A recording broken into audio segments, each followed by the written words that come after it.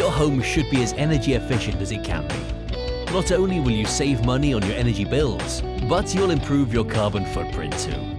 With windows responsible for around 18 to 25% of heat loss, replacing them is one of the easiest ways to eliminate energy wastage.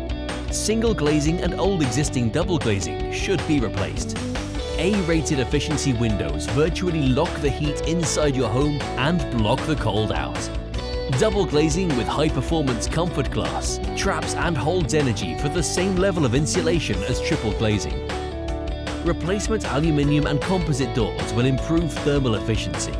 A replacement solid tile or glass conservatory roof will provide a comfortable temperature all year round, while a new modern flat roof extension with flat skylights will offer unrivaled thermal performance for your extension.